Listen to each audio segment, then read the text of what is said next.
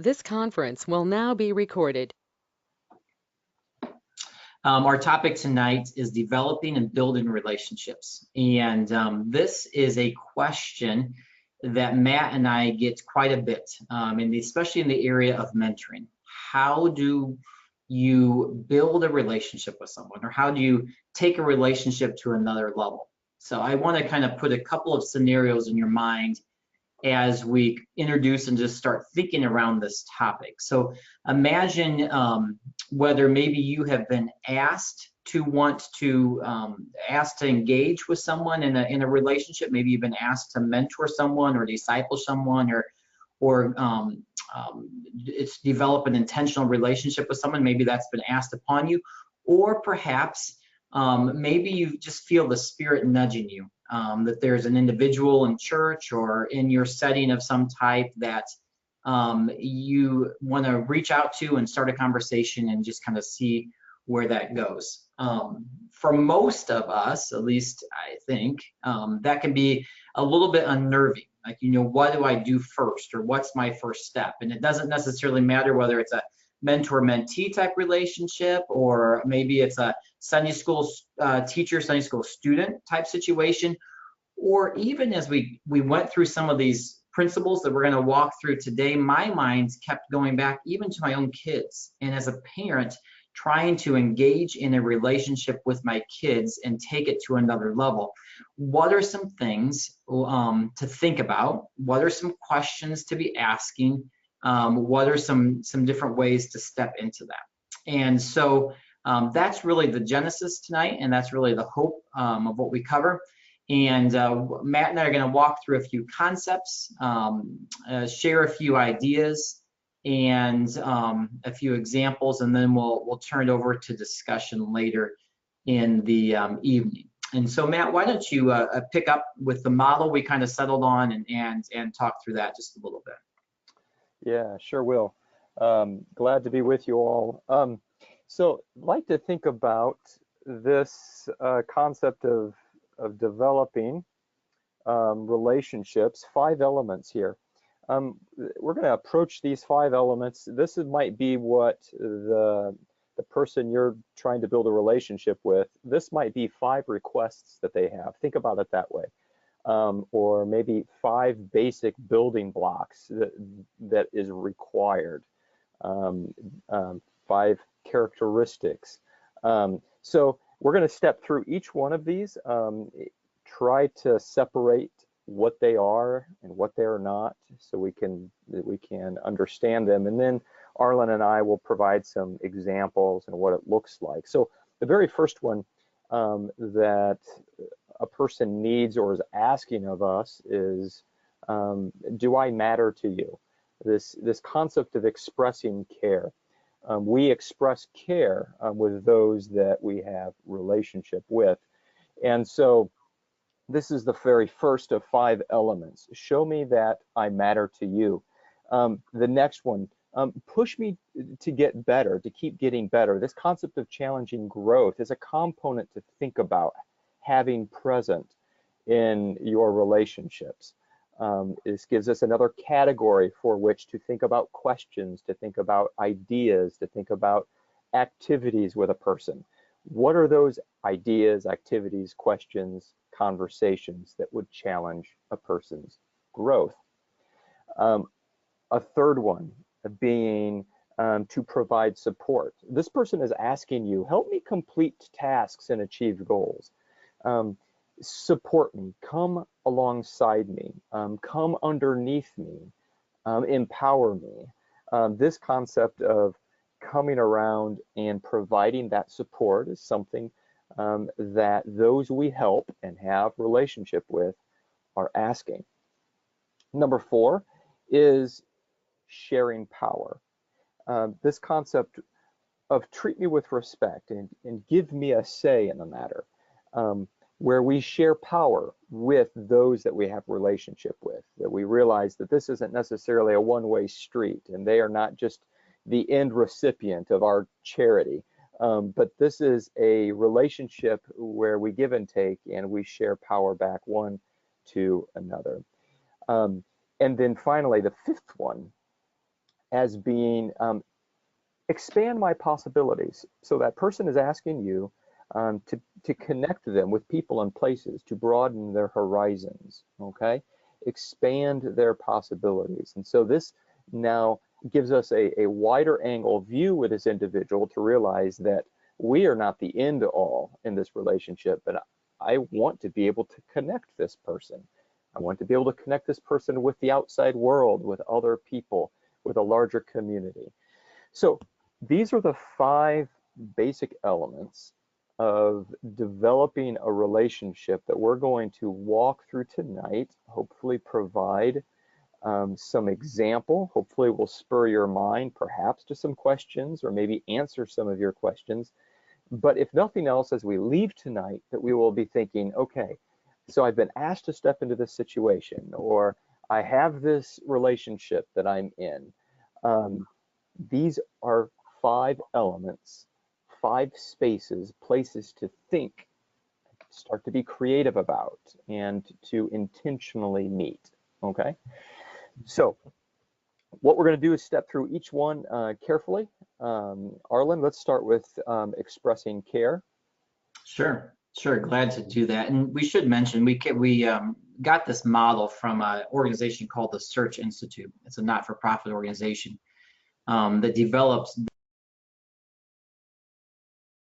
and they seem to be really practical and really powerful. And we found ourselves saying, you know, this is it. This is what we do. This is something that I think about, and it really helps kind of put them into words, right? So you see kind of a progression here, and the first idea is just expressing care. And I'm going to read the bullets there in front, and then just talk them through a little bit here. So expressing care, the bullet speaks to be someone that I can trust. Okay, really pay attention when we are together, make me feel known and valued, and praise me for my efforts and achievements. This, according to the research, and as you just think, I think on your own life, these are questions and values and things that all of us, I think, are thinking as we evaluate our relationships, right? Does this person that I'm interacting with, that I'm spending time with, are they someone that I can trust? Are they paying attention to me? Right? In today's world, that means things like, you know, put the cell phone down or make sure it's on silent. Right?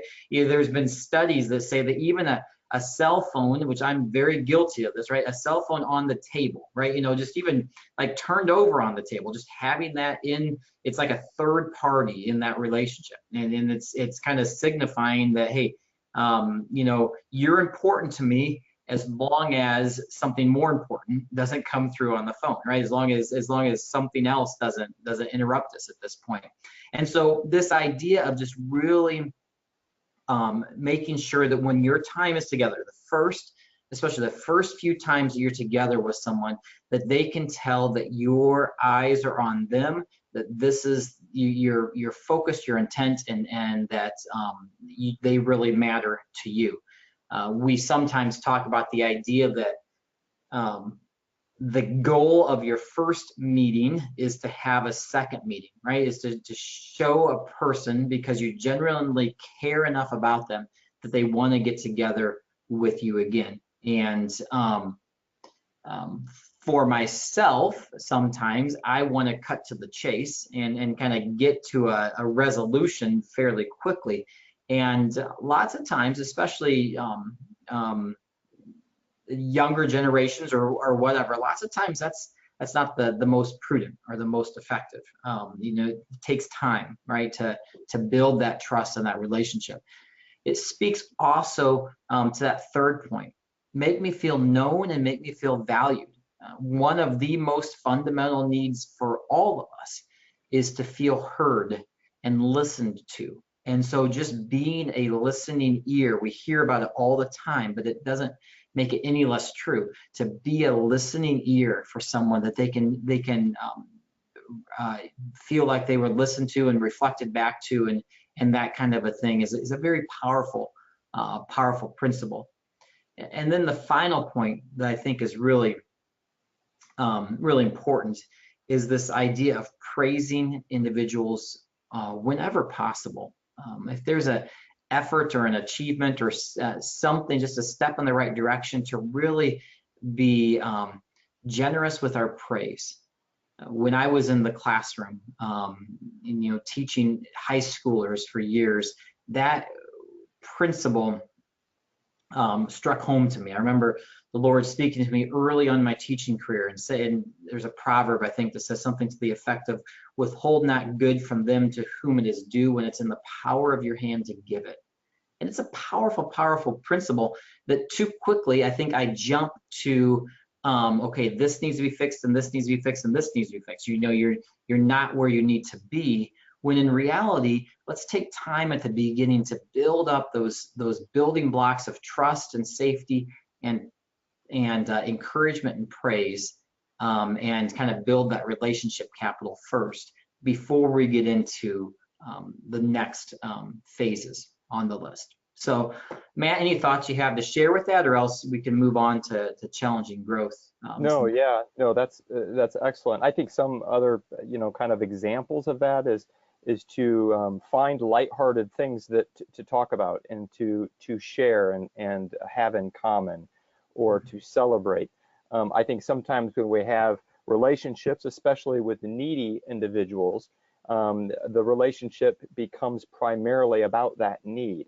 Right. And we want people to be able to separate their issues from our relationship, that our relationship isn't just because of the issue. And I realize that's dicey, because sometimes it's the issue that brings about the relationships that we've been asked to step into, depending on whatever the situation is, if you're a mentor or whatnot. But to quickly move beyond that, to say, you know what, even if this issue wasn't a part of the makeup of our relationship, I would still want to be in a relationship with you.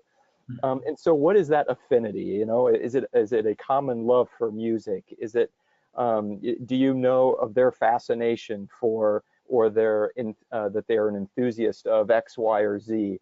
To be able to make connection on those points. And I know I personally try to make connection with certain individuals completely apart from, never once referencing the issue that we both know we're working on, because I want them to know that when I see them in church, that their issue doesn't flash before me, but I see their person, I see their Christ likeness. And so it's just some thoughts to think about there. Yeah.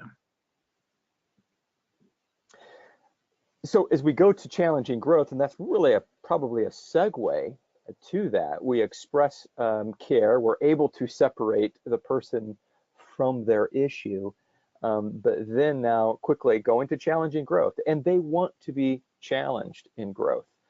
This concept of having a growth mindset, right, where we expect change and they expect change. So a few bullets to consider. Number one, expect me to live up to my potential. Remember, all of these are phrased from their perspective. Imagine that person that you are working with. It could be even your son or daughter. These work very well, or it could be a mentee you've been asked to disciple. They're making these points. They say, expect me to live up to my potential. Push me to go further. Insist I take responsibility for my actions. Fourth is, help me learn from my mistakes and my setbacks. This is really speaking to that growth concept. And just to give you some encouragement here with this particular one, really lean into the space of casting vision for people. I still remember people doing that to me, grabbing me by the lapel of my suit, as a young person, and speaking vision, future ideas, things I ought to be thinking about. They inspired me beyond what my own limited view and life experience was.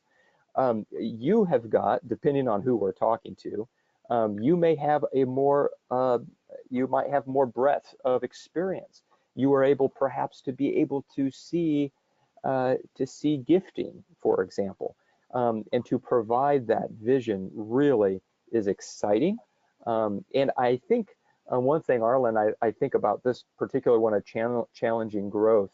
I think there's a mindset that every teacher and every discipler, mentor needs to have, and that is the vision that those that we help would exceed ourselves. I came confronted to that in the classroom all the time as I taught very smart mathematics students. And it wasn't hard for me to understand that these students were smarter than me, were going to go much further than me, and to get behind their success in a way to say, I want to make these kids so much more successful than me. And I use that in quotes, right? But the concept is I'm not trying to just build a classroom of students who follow me along their whole life where I am the ceiling of what they can do, keeping them under me. I want them to surpass me. And as we think, even as we disciple people, right? I hope that this individual knows more scripture than I know. I hope that in a couple of years they come back and really help me understand some wonderful deep truths, right? And I think that challenges our thinking even sometimes with people, that we would be that forward thinking with some of our relationships. So, Right. Arlen, what thoughts do you have? If I could jump in there, I think that's a wonderful point because and it's a very selfless point, right? It really puts the focus on the individual and saying we want to help this person, exceed where we are. We want them to be all that God wants them to be. And you can't have that mindset without them feeling loved and valued and purposeful and really being challenged to a deeper level. I think this point is what starts to separate out what I would call an intentional relationship versus a casual relationship. Everything we talked about in the first part, you can have with just about anyone that you sit next to at church lunch on a regular basis. But I think there's a point, and often it's a permission point. As the relationship grows and you sense the person is open to that, to kind of taking the relationship to another level. There's a point when it transits to more intentional, more purposeful. We are going to go beyond expressing care to expecting growth or pushing to another level. And sometimes I think that's formal. That's kind of asked upon us. A pairing is made. A teacher-student example is a great example because there's a formal relationship there where you're expected to learn from the teacher. But then sometimes I think some of the most beautiful ones are ones that just naturally the Spirit leads and the relationship develops. One further point, if I could, on this, just that last bullet about helping learn from mistakes and setbacks. Failures can be beautiful teachers. And I have a bias against failures, especially in the relationships that I engage with. I want to do everything I can. I think about my kids, right, of trying to protect from failures. I need to sometimes teach others how to fail well and learn from those failures. That can be a very teachable moment if it's embraced as such. So really appreciate those points. We just had this life experience with my kids at the fair, and as they were going to see their projects and what ribbon were they going to get, and one of my children said, "Oh, I hope I don't get a red ribbon, or what if I get I think she said, what if I get a red ribbon on that?" I said, "Well, that will be really special if you get a red ribbon, because you will leave here today knowing just exactly how to improve for next year. If you get a blue ribbon, you probably won't know what to do differently for next year. But if you get a red one, you certainly will know how to improve." It's a tremendous way to view mistakes, but we have to walk with people kind of through that process.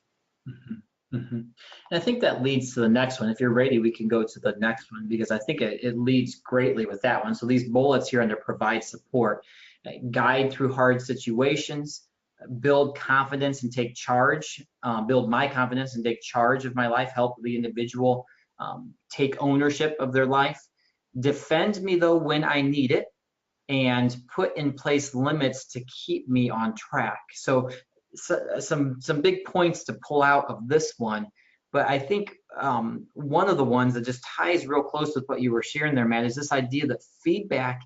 A mentor of mine has always challenged me and says, feedback is a gift. Feedback is a wonderful thing. You need to learn to embrace feedback of any type and grow from it. And I think that is a way that we can provide support for others by helping coach through feedback. Just like you did with your daughter there, I was curious how she received that feedback and how she, if she was open, to that idea of learning from a red ribbon. And some of those things have to marinate a while. They aren't caught right away. Yeah. So I think with this support piece, you've got that feedback piece. You've got practical things. Sometimes what we need to do is just help someone with some skills and teach some skills, or help a person walk through the steps to take in a situation, or anything along those lines, right? That's this is a hard conversation I can see you need to have. Let's practice it. Let's coach. I'll be the person. You have the conversation with me, and let's talk that through. But then the other side of this is defending. That's a beautiful opportunity that we have as the trust is built in relationships. As the relationships develop, there's a point when sometimes we're called upon to be the advocate for whoever it is, an advocate for our kids, for our students, for our mentee, for our Sunday school students, whatever it is, to defend them and play that role for them. I think can be powerful.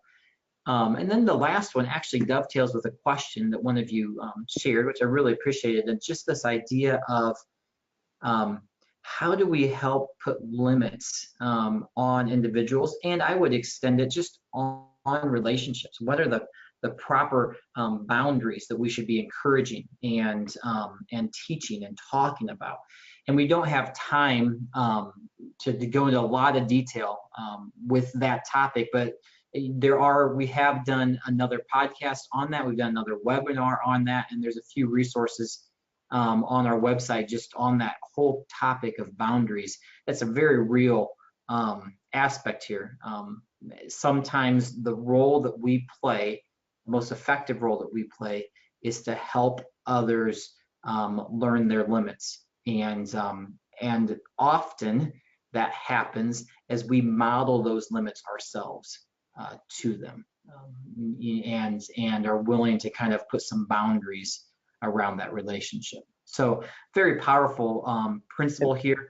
And part of the architecture of support too, Arlen, is knowing what support to give and how that support should change over time. Mm-hmm. I mean, we take rearing and raising children. The supports that are put in place in the first few years of life are far more required and extensive than the supports when they're 24, right? So the support changes, but it yet is always present. And I think sometimes that's the challenge, I think, as we are in relationships like this, to say, boy, should I be doing this? Should I not be doing this? And that's a tough question to answer sometimes, but just this wherewithal that the supports will change over time. Certainly we don't want a dependency to come about where they are dependent upon our support. That then would violate those boundaries that you alluded to. Yep, absolutely. And I think it leads to the next one, to that share power piece there. Sure. Where you see this transition take place. Yeah. So with the shared power, read the bullets here, but they're asking, take me seriously and treat me fairly. They want us to be involved. Involve me in decisions that affect me. Work with me to solve problems and reach goals. Create opportunities for me to take action and lead. We can see here a transfer of power. So yes, this follows this support concept. I'm providing support, but maybe I'm taking off some training wheels and I'm asking and transferring some power to this person. And that's what taking a person seriously really means. I mean, when a boss walks away from an intern, they've just taken them very seriously, that they can do the job that they've asked them to do. And so when we do that, that is quite a stamp of confidence in that person. And they're asking for that. That's all a part of the relationship. By involving them in decisions, that you are relinquishing that control over to them, sharing that decision-making process. Giving them options, might be a nice way to ease a person into these decisions. Say, well, I think these are your options, A, B, C, D, and talking through that, allowing them into that decision-making process, allowing them to chart their course, in a sense, is incredibly important. Working with them to solve problems, to walk through the problem-solving process with them, to reach goals is incredibly important. I think a great one there with the third bullet is helping them define what those goals are, and that might be in the challenging growth where we've already been, but allowing them some decision making. What are your goals? And what I really like in relationships like this, intentional relationships where you're intending to help a person, to clarify goals, I think is a really helpful thing. Arlen, some thoughts that you might have on this one? Well, the only thing I have to share is it's just the idea of, there's this image that's in my head as you've been talking there, that it's almost like you have those two, curves. As a person's involvement grows, and their ability to handle things grow, our involvement should be going down, right? And so you see that that inverse relationship, that if the whole purpose, the long-term goal of relationships is to encourage someone and build them to a point where it's almost self-perpetuating, where they are then able to engage in relationship themselves, then there will be a point that our role changes, and their involvement increases and our involvement decreases. And I think that's a powerful piece here that's underneath sharing power. There's a phrase I heard once called keychain leadership. There's a really powerful principle behind leadership and encouraging that to perpetuate. The idea that, you got this picture of, I don't know, in our school, it was the janitor, right? Had all of these keys, this huge wad of keys on the side of his belt, and they opened every door and then some, that was in the school.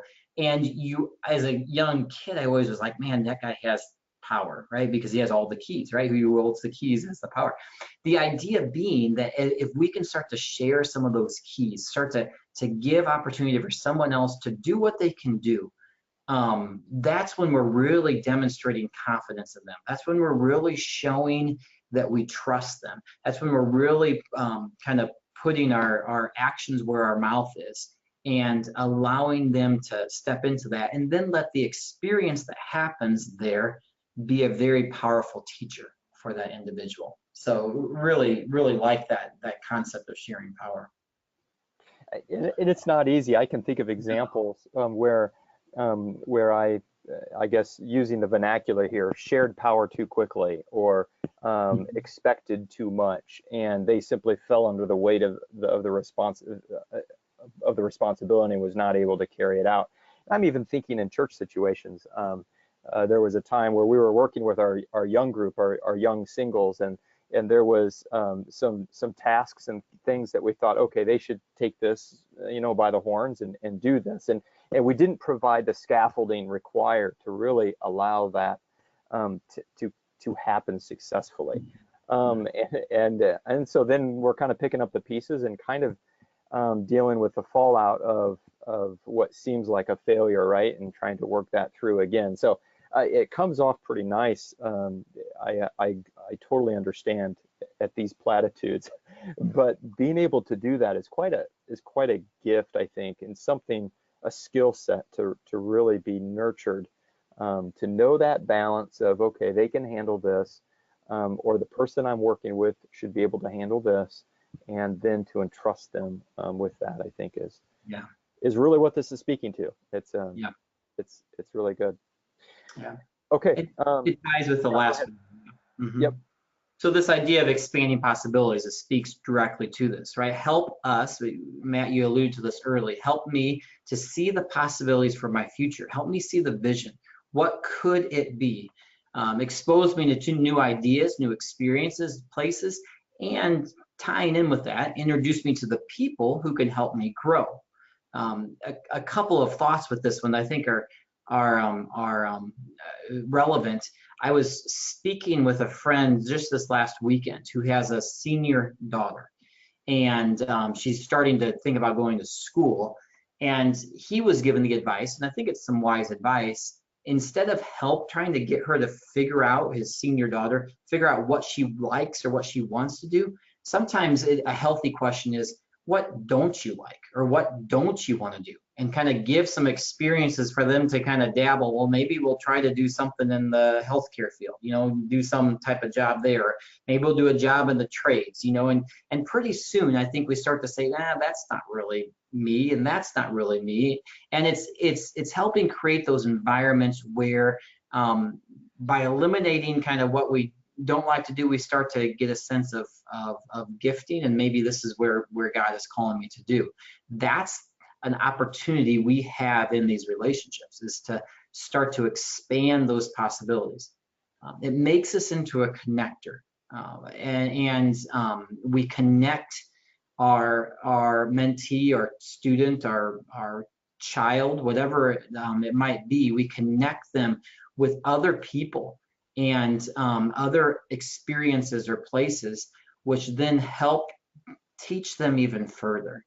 And for me, that's a very freeing thing, because the converse is to think that I have to continually have all of the answers or have it all figured out.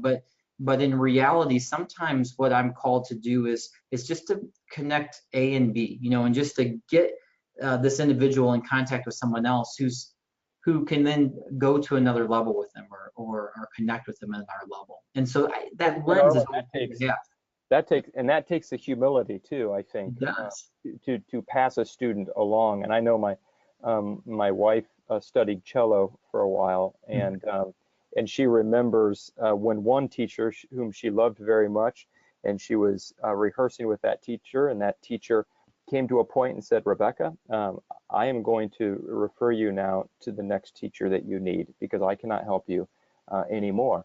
And it would be such a temptation for a teacher, right, to want to keep that student, but yet to realize where I need to pass another person along is really a juncture that every teacher has and has to come to. And really, it's very much the same here as we work with people. Mm-hmm. Mm-hmm.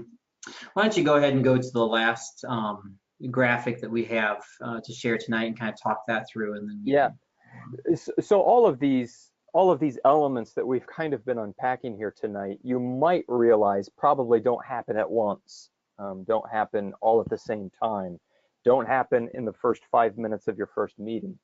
That probably goes without saying. So what does it look like to develop a relationship in action? What does it look like in progress? So if we look at these 4 things, 1 is we get to know each other, 2 is we build trust, 3, confirm commitment, 4, invest in growth. And what we're going to do is we're going to overlay that now, these four developments against our five characteristics that we've been talking about. It might look something like this. So there's a lot of content here, so let's unpack this carefully. So along the left-hand side there, you have the 5 elements that we have carefully talked about. We have express care for a person, challenge growth, provide support, share power, expand possibilities. As we move from left to right, the relationship develops. The relationship develops. Notice that at the outset, at the very start, we're doing a lot of what? Expressing care. We're listening. We have a warmth about us. We're also sharing power back and forth. We realize we're trying to communicate that this isn't just a one-way street, but I am looking forward to having benefit from you. I respect you. And so we can see on the left-hand side, those are where we start. Now, if I go all the way to the right-hand side, well, then a lot of things are happening. That might be 6 months from now, right? But all 5 of these elements are being hit on. We're advocating, we are challenging, we are stretching, we are holding accountable, we are broadening horizons and expanding possibilities, right? So they're all going to come into picture, but perhaps in time. And as you can see, moving from left to right, they kind of build on each other. Yeah, I really like to see the progression of this, Matt, as you shared that out. It builds on each other. I know for myself, one of the traps I get into, as I said before, is I like to jump into fix-it mode. And so I like to jump over into like the 4th quadrant there, into investing in growth right away. And I forget that, I need to take some time, right? And I need to build that and earn the capital, the relationship capital, to then invest in the growth over that. And this visual has always been very helpful for me to realize that there's kind of a progression that takes place there. I really like some of the nuances here too, Arlen. So expect my best. So we can see challenging growth comes into the relationship pretty quickly. But is it by us stretching them or holding them accountable or reflecting on failure? Failure, right? No. Maybe not so quickly. Mm-hmm. Mm-hmm. No, that's exactly right. Yeah, you expect the best first, and then you get to the failures later. There, absolutely. One of the questions that came in from the registration again was on this idea of within the young group. How do I build casual relationships and kind of mentor younger members of the young group, which is an excellent question. It's a wonderful question. And as I look at this chart here in front of me and I think about that question, my mind goes to sometimes it is about getting to know each other and building that trust and that relationship. And so often that can take time and take the right events, activities, just to get to know you type things. Maybe it manifests itself in having an evening where you just share stories about each other or share some past histories about each other, just so you can know each other at a deeper level. And that's going to start to build that trust, which then leads towards opening doors. We hear a lot about the idea of being vulnerable and being open with each other. And that's really what this is demonstrating, that as you do that in those first couple steps, then that opens doors later on. Arlen, my names exploded in my mind when that question comes through, right? How can I mentor people in a young group, or how can that relationship build? My mind explodes with brothers that were exactly that for me in the young group. And as I look at this, Inspire was huge. There was an Include Me, absolutely. In fact, as I reflect back on some of those individuals, they included me at costs to themselves, if that makes sense. But all of that was necessary to have the effect of being challenged by older single brothers in that time of life. So yeah, and I love the model that you laid out there earlier, Matt, the idea that these relationships are to become bigger than ourselves, that the goal of this is that an individual will ultimately be better than what we are, and that selfless point to that. Any other thoughts to share on this, or else we can move on to some of the questions and open it up. If others have questions to share, they can unmute and ask them. I think that's a good idea, Arlen. Let's do that. Okay.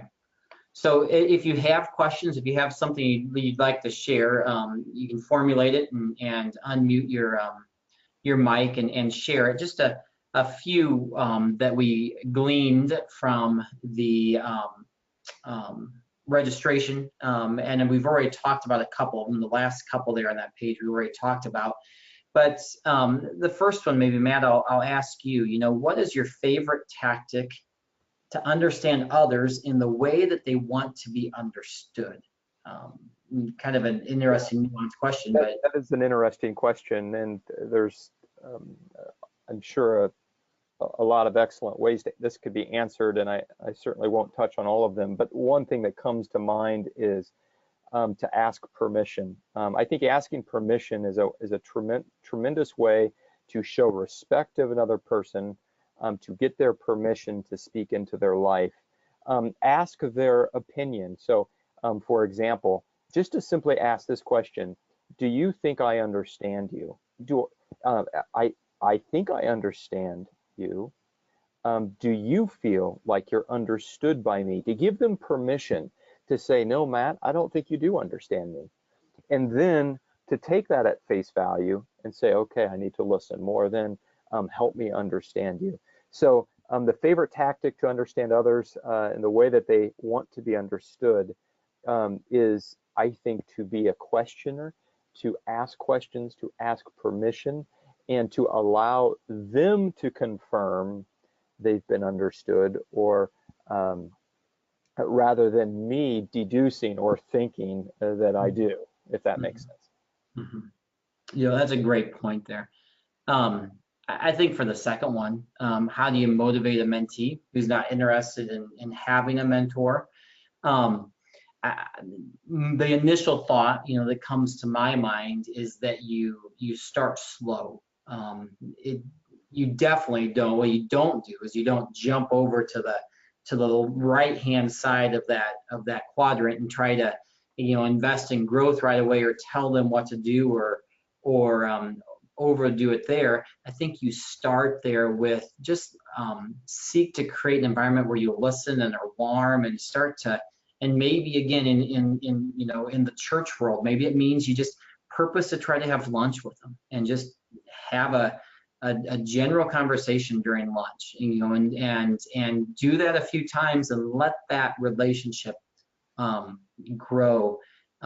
Often, if people feel trusted and respected and listened to, they become more interested in further dialogue and feedback and mentorship. And then some never quite get there. And so part of it is also just having realistic expectations that it's really hard to get someone who doesn't want it to want it. That's a really hard thing to do. And sometimes we never get there. And so it's okay to just start slow and let the Spirit do His work in the background. And I might add to that, Arlen, just that, yes, there's a limiting factor for sure if the mentee is not motivated and interested. And so what I would encourage a person to is to allow, how well does that mentee understand that they're not motivated and interested? I think that is something that we can help them because they need to know that of themselves. I think there are some people who are not motivated and interested, but they think they are. But they're not. And so the question then becomes, how do I help this person see that they're really not motivated and interested? And and when that is out in the open and they understand that, then we can talk about that is the issue, actually. Never mind what the other issues were. That now becomes the issue that's before us, and we approach this relationship with that being what we're thinking about. And so anyway, hopefully that's helpful. No, I appreciate that. Any other questions out there in the audience? Appreciate those who have joined us tonight. Any questions that you'd like to share or ask us while you have some time? Or share experiences with each other. I know many of you are doing this, and this is a part of your reality, no doubt. Would welcome further insights on any of these questions or any of the content. Well, we really appreciate you joining us tonight. Hopefully we've given you some food for thought and maybe a model or some things to think about. Whatever venue you find yourself in, whether it's a mentor-mentee relationship, a discipleship type relationship, maybe it's just casual friends and you want to think about taking that friendship to another level, or it's a teacher-student or parent-child, whatever relationship is. Hopefully as you think about these different principles and some of the examples to share, they just spur some thoughts, and the Spirit can work through those and continue to encourage relationships to continue to develop. Any last thoughts, Matt, or anything else you want to share? Maybe you would share where they could find resources, this particular resource, or? Absolutely, yeah, that's a great point. So we hope to, the recording, we'll post this then on the website tomorrow. We've linked the full document. It's about 20 pages, this Search Institute document that has more information on it. We'll link that full document to that, and we'll email that out in the next couple days so you can have access to it. And in general, on our website, if you go to the mentoring mentor skills community, you're going to find this webinar and other webinars. They're available, and other resources specifically for mentors. There's a mentor skills community and there's a discipleship community, similar resources, but both available to help you as you consider your relationships that God has given to you. So thanks again. Thanks for joining us. We hope you have a great night, and we look forward to talking to you all again.